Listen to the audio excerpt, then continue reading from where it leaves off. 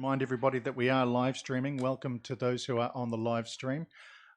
We have an apology from Councillor Abbott and one for lateness from Councillor Clark. And I'll also acknowledge Lindsay McKenzie, who's joined us on Zoom. Would somebody like to move the apologies, please? Councillor Soper, Councillor Arnold, thank you. I'll put that all in favour. Aye. Against, carried.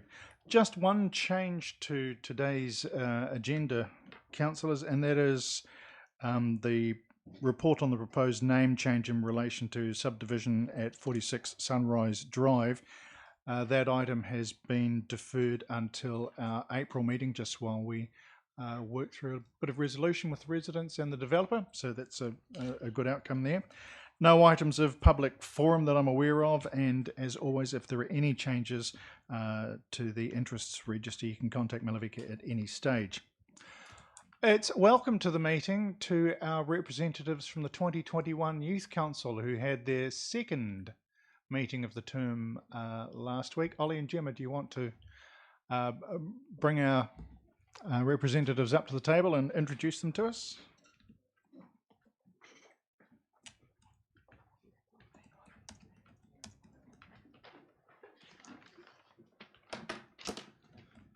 Please have a seat. It's not like assembly. Or it could be. Afternoon, councillors. My name is Ryan Frost and I am the Deputy Chair for the Overs for the Youth Council. Good afternoon. I'm Alexander. I'm the Deputy Chair of the Unders. And good afternoon. My name is Jack Smith and I'm the Co-Chair of the Unders.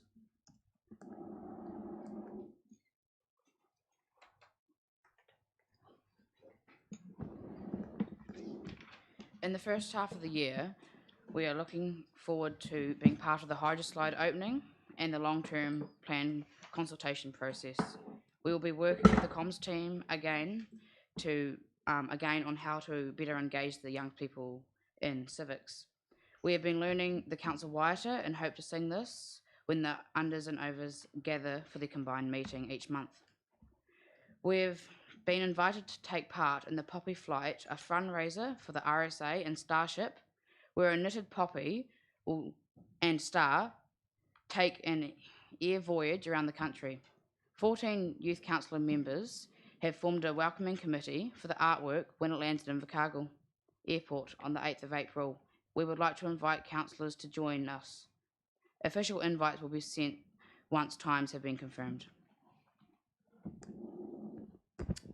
We have taken part in 2 local government learnings so far this year, learning about what citizenship means, and we've also did an activity where we match up the responsibilities of the council with correct activities across the city. Councillor Ludlow was a big help in this activity and gave us some valuable insights, so thank you. Our meeting last week, we also appointed our representatives for the council subcommittees. These included 2 library ambassadors, James and Connell. 1 role on the Active Communities Committee to be shared with 2 people by Zach and myself, and 2 representatives on the Creative Committee funding, Katiana and Nazia.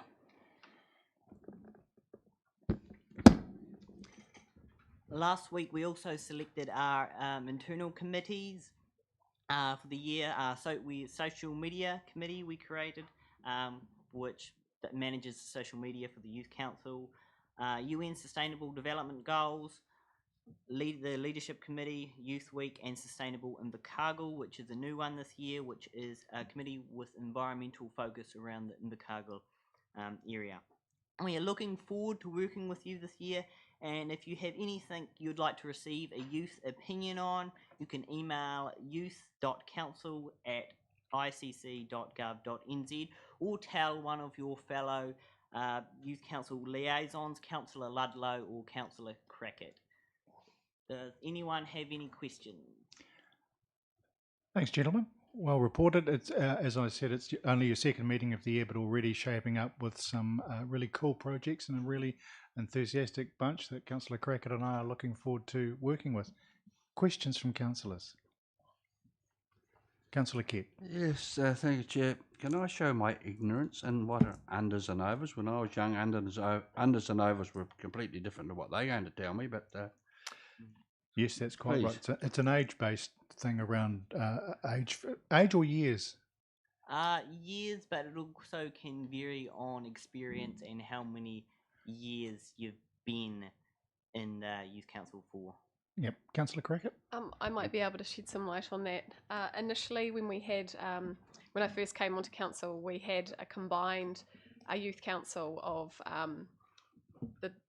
the entire group, and we found that sometimes the unders, they're being called now, had a bit of a barrier to participation. They sort of felt a bit dominated by the overs because there's quite a bit of a gap there in levels across as you mature in that age range. So we developed the unders and overs so that everybody gets equal rights of participation across both and can feel comfortable in doing so.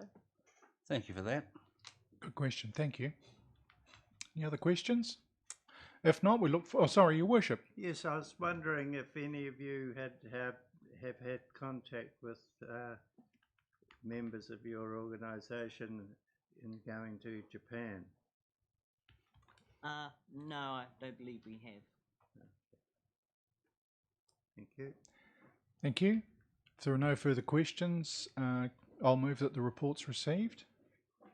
Seconded. Happy to second Councillor that. Crackett. Yep. I'll put the motion then. All in favour? Aye. Against? Guys, thanks very much for getting out of school early and coming down to present your report. We appreciate it. Very good. Thank you. Thank you.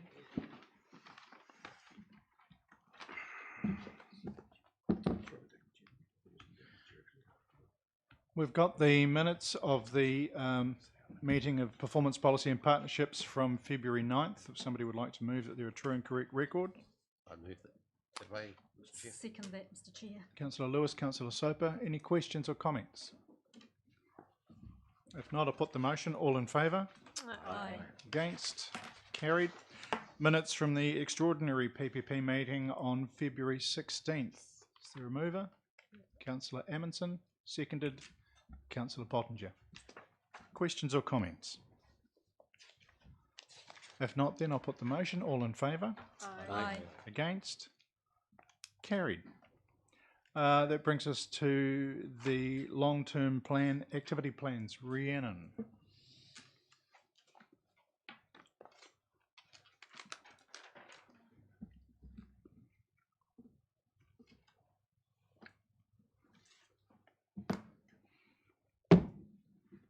Thank you, Chair. I'll take the report as read, noting that these are supplementary materials for the consultation for the long-term plan. And just to note that there are some changes we're expecting as a result of the audit process around the assumptions, which will be incorporated prior to those documents being available to the public. And an indication from when audit will have those for us? The audit report's expected on the 23rd of March, and then all those changes will be made ahead of the consultation document being adopted on the 29th and consultation commencing on the 30th. Thanks, Rhiannon. Questions or comments, councillors? Councillor Pottinger. Thank you, Chair. It's with regards to, it's on page 45, it's to do with recession, recessionary period. Now, it takes assumptions that council needs to be aware of this for its budgets. Now, I guess there's two rules of thought for a recession. If there's less development, then council would get less fees from building, etc., things like that. But it's also a common known fact that during these times, central government and local government, it's an ideal time to invest in these major projects because you would expect the ability to achieve better pricing with the lack of work is more favourable. So I'm just wondering, that swings and roundabout, and we're looking at it moving into some substantial projects and what I would call at the moment quite a peak building time. So I'm just wondering what methodology is used to actually come up with a fine number. A crystal ball. Yeah. Best guess based on global trends and advice from the financial advisors that we receive currently. But Rhiannon, is there anything you'd like to add to answer? Only to note that the assumptions as they appear in this document were the assumptions adopted by the Performance Policy and Partnerships Committee in December. They haven't changed from that point. They will, however, be adapted slightly following the audit process. So the final version that appears in the activity plans will be aligned, and all the material will be updated at that point. I don't know if the GM of Finance may wish to say anything else at this point. He's shaking his head. I understand the question. I guess in the wake of the government's pandemic responses, they've injected a lot of funds into capital works across the country. And if there were to be another event that triggered a recession, I'm not sure of the capacity for them to be able to do that again, or the capacity of the workplace to be able to meet the demand for any work that people were tendering for. I mean, we know that already exists as something we need to be wary of at the present with the number of projects that are out in the market. But all you can do is take an informed guess, and each time it'll be different. It's more how we react at the time. So when it comes to the annual report at the other end, if there are variances against what you've signalled in your long-term plan, it's about being able to explain why those variances are there. Yeah, I really made the comment because once you start going into that recessionary debate, there's two parts, and it could be either way. If you take a $15 million project, say like the museum, if that goes ahead, that could, a 10% swing in that could be significant. Yep. Yeah.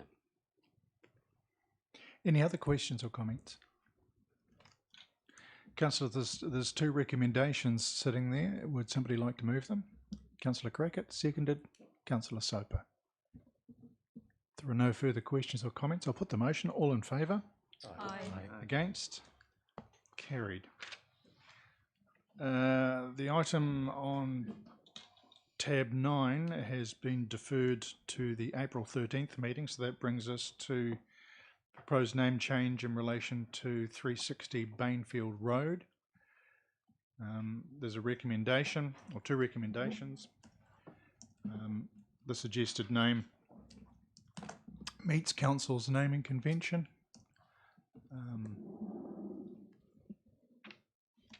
Christine, have you any comments that you'd like to add to the report? Good afternoon, Your Worship and councillors. I'll present this report. It's a new road name in Invercargill Estate, and stage 2 of the development. I take it the report has been read. Have you got any questions? Councillors? Pretty standard.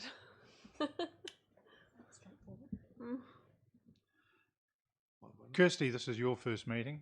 Welcome along. Thank you. Your role is with... I'm the manager of processing here. Thank you. Welcome. Councillor Kett. Yes, just a question regarding name changes. In the past, I know the emergency services used to get very confused with a number of streets. Like we had one Lamont Street, and then a gap in the middle.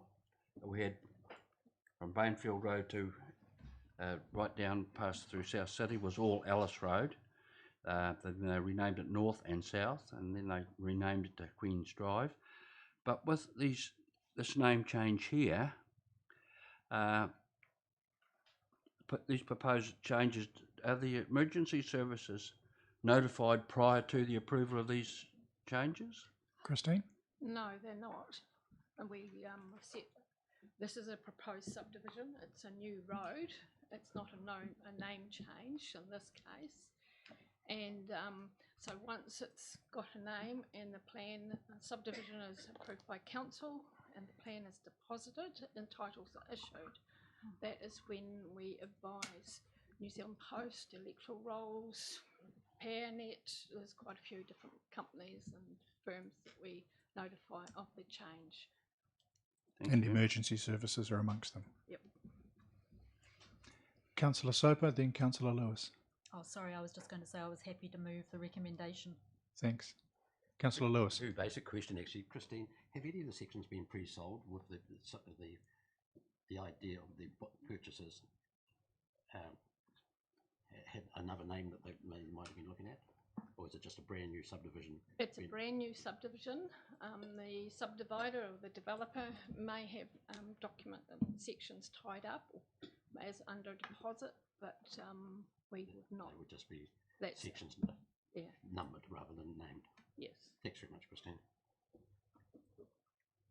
Councillors, I've got a mover for the motions. Is there a seconder? Councillor Cracker. If there are no further questions, then I'll put the motion. All in favour? Aye. Against? Carried. You can run. Thank you. Thank you. Thanks. The reports on local electoral Māori wards and constituencies, Michael and Jody.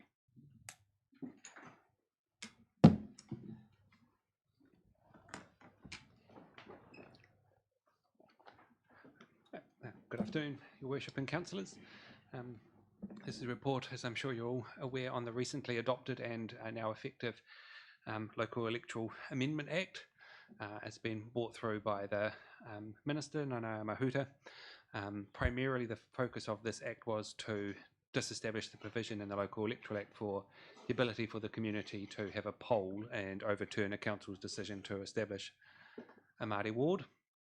So that is now all done, and any polls that were underway have been voided essentially.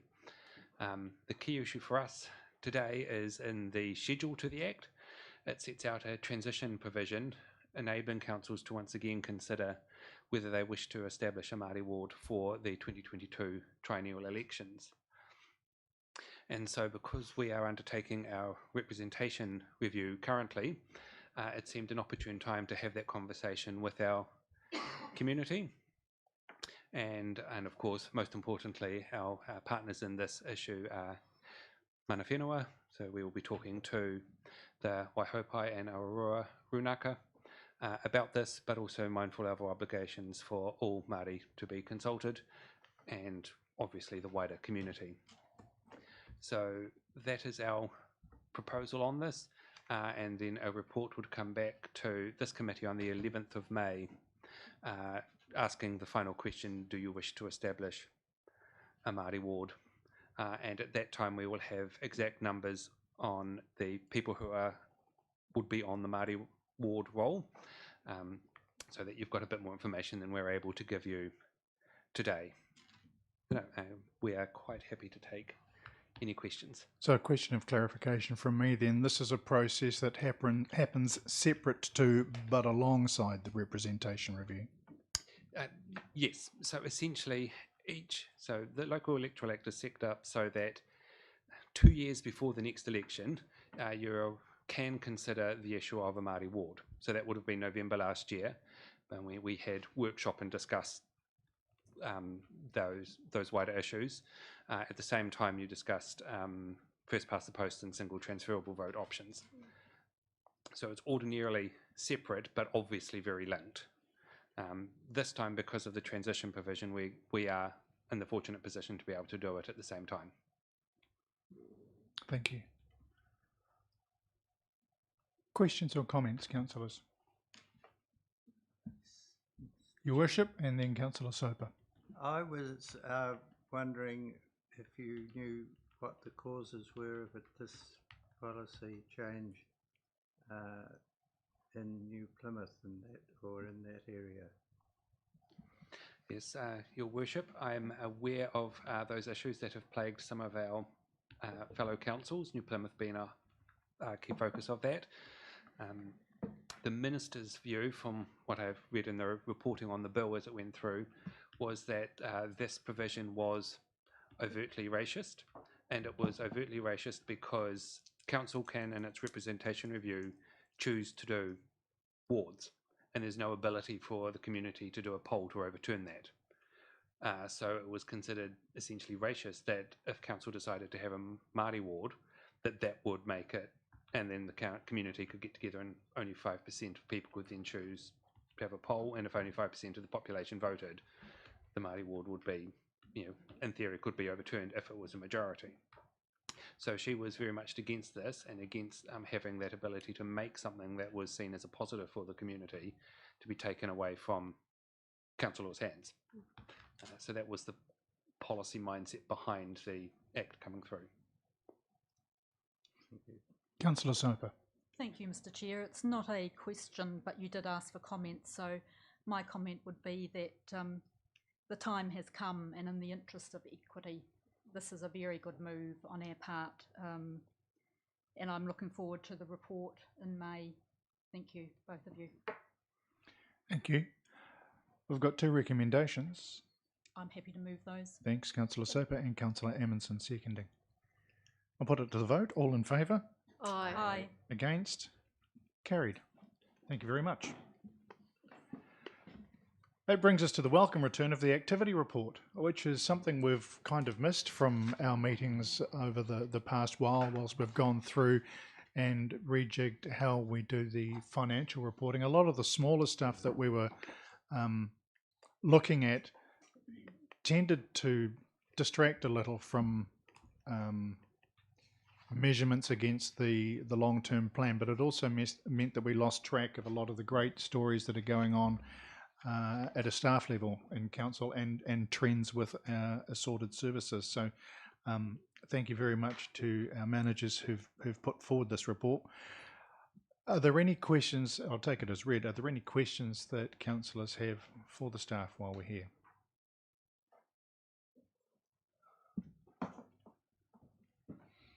I had a question with regards to libraries.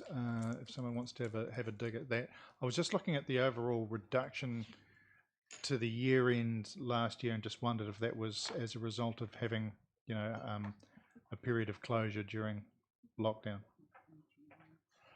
That was on 72. 72. Thanks. Activity report. Councillor Amundsen. Mine wasn't really a question, it was just a comment that it's great to see that all of the positive things that the council has been doing to improve services, especially in the building and planning, etc. area, are paying off, and yeah, great to see. The turnaround in building, particularly in the past 12, 18 months, is quite notable.